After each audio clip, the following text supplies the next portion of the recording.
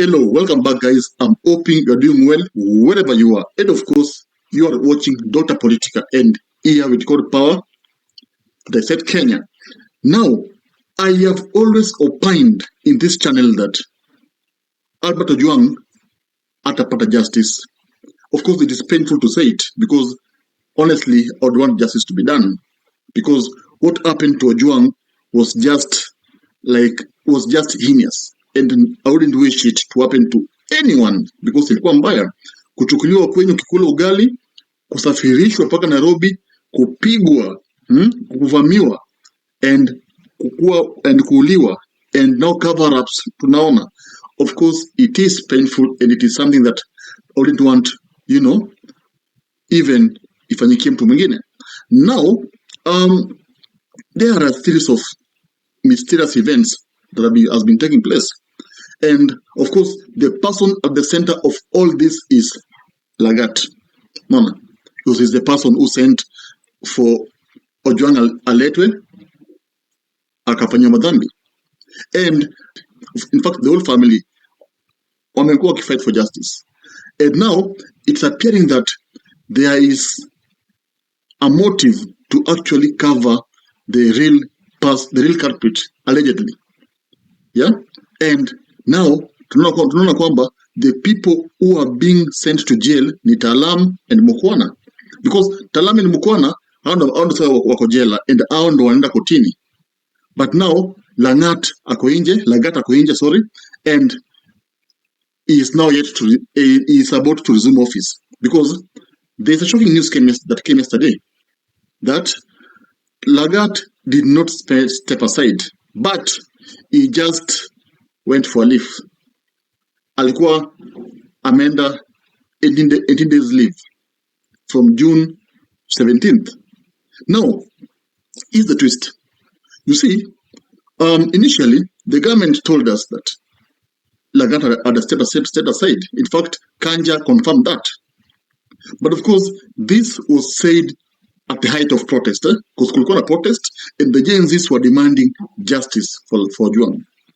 So they said this as a way of quelling mandamano. And of course, they achieved it because no one talks about mandamano now.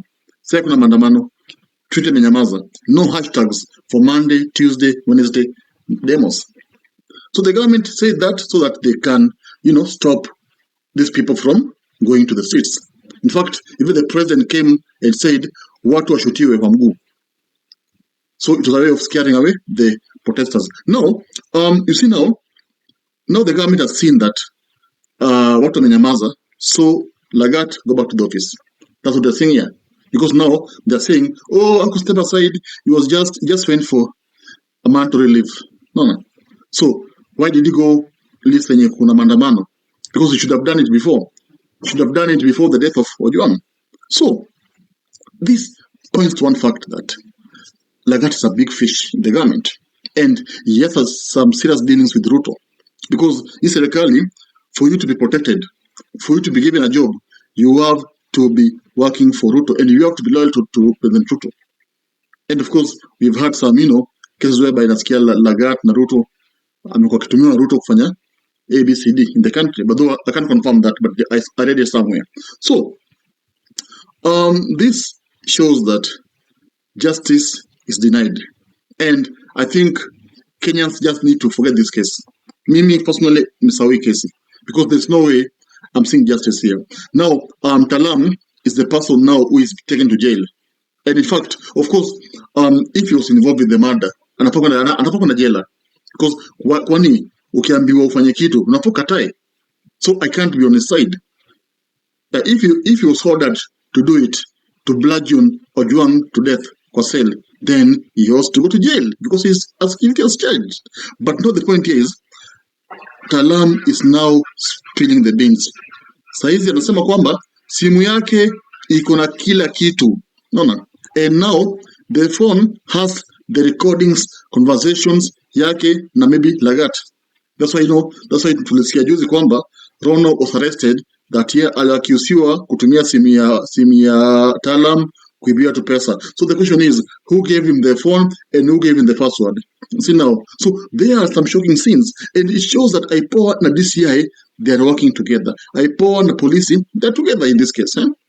Actually, their main motive is to, of course, protect their person, Lagat. That's their motive.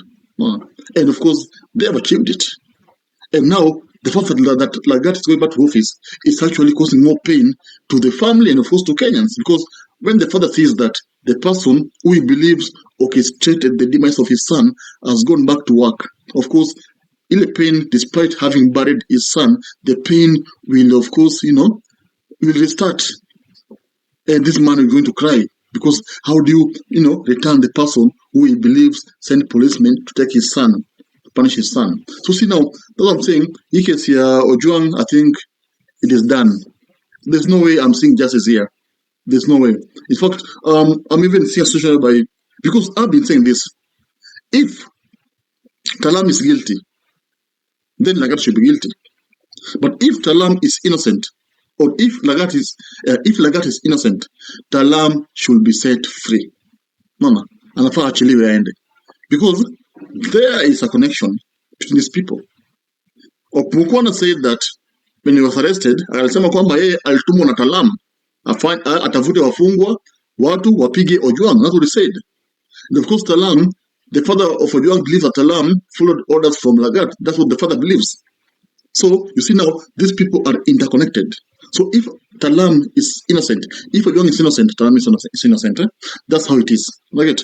But now, since Lagat is set to go to the office in maybe next week, because these are signs of him going back to office. I could step aside. Mara Suchema Amtalo Kesi. Of course, he's being prepared to go back to the office. No. And of course, he will go back to the office, and there's nothing we will do about it. There's nothing we're going to do about it. No. And that's the state of the nation. And Kenyans are shocked. How is Lagat set free? How? Of course, there's no direct evidence linking him. But of course, the buck stops with him, because he's the person who ordered the arrest of Ojwang. So he needs to tell the father of Ojwang, or Kenyans at large, I ordered the arrest, but unfortunately, this and that happened. That's what Kenyans want to hear. Not that, I'm innocent. No. You can't be innocent when you are the person who actually sent policemen to go and arrest Ojwang. That's how it is. No. So, justice is denied here. Kweli, tuelewane. And in fact, even if Taalam watakuwa arrested wafungwe na Mukwana, there's no justice here. I don't see the justice. These are just, people, henchmen. They call it henchmen, who have been just, sacrificed and then jailer, because, of course, they need to go to jail. Because why did they follow orders blindly? Why should you follow orders blindly? Yeah, you need to go to jail. Kweli. Yes. But now, this should serve as a lesson to other people, that don't just follow orders. Think of the repercussions before you actually act. Else, you will find yourself in the biggest problems you've never, even imagined in your life. And that's how it is. And the good example is BONFACE'S, Karuki's case. The Oka was killed. Baraza, who shot him, and of course, boldly walked away, akiwa na Maringo, now is languishing in a police cell. And is said to go to jail. That's why I'm saying, don't follow orders blindly. And of course, I'm happy with police. And some police have been coming out saying that they can't follow Mukomen's orders. I'm happy about that, because they know that you don't need to kill, to shoot innocent people who are actually demonstrating for justice in our country. You need to shoot criminals, terrorists who are out there destroying people's lives. And that's how it is. No. So tell me, do you believe that Ojwang's hii mambo ya leave ya 18 days inasema alikuwa leave akwa step aside? What do you think? Do you think this will lead to justice? Do you think he will go back to work? And if he goes back to work, what do you think will happen? Will the Gen Zs, reignite their demos?